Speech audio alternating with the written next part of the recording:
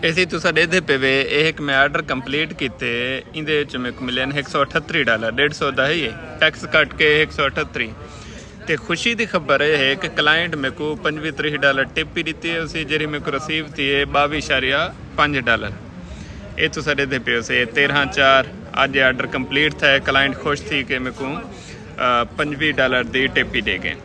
हूँ आखण का मकसद क्या है? आखण का मकसद ये है कि $25 का अगर तुम आइडिया लो कितना बनता है इतना तो टिप ही मिल वेंदी है। ही वजह कि मैं आदा कि तुम कोई स्किल सीखो, फाइवर के उत्ते काम करो, अर्निंग करो। अगर तुम $150-200 का प्रोजेक्ट गिन दे $20-25 तो आराम नाल टिप मिल वेंदी है। मतलब तुम $5-10,000 टिप गिन देवे। अजा नहीं टाइम हो पिया सीखो सीखो सीखो सीखो भला तुम खर्च करो अपनी मर्जी नाल करो। सीखना जरूरी है तो आपको कम जो है वो अच्छा होना चाहिए। अच्छा अक्सर लोग पूछते हैं कि मशवरा दो अस क्या करूँ। मैं हूँ ज़्यादा तो नहीं दे सकता, हाँ जरा कम मैं करेना वो मैं दसा सकता।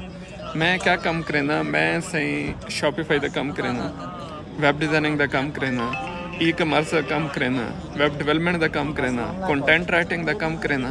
अच्छा सारा मैं आप नहीं करेंदा, मैं टीम रखी हुई है जो मेरी टीम काम करेंदी है। लेकिन तुसा तुरा क्योंकि स्टार्ट है तुसा हाले खुद सीखो, खुद सीखने के बाद भला काम करो तो क्लाइंट को अपना सर्विस दो। ये काम तुसा कर सकते हो।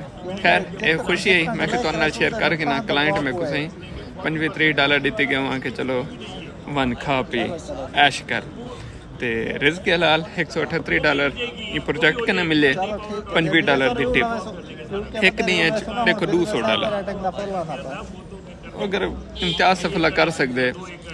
जरा एक देहात तो ताल्लुक रखें दे सराकी है ढीला ढाला है तो कोई भी कर सकते। ढीला ढाला होवन सराकी होवन कोई मेहना कहने।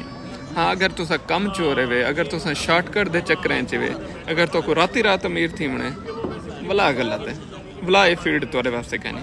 ये फील्ड उन्हें वास्ते जेरे लोग मेहनती हैं, जज्बा रखेंदन, सब्र रखेंदन, रिज़्क हलाल कमाना चाहते हैं, ये उन्हें वास्ते बेहतरीन फील्ड है। खुश रहो, सलामत रहो।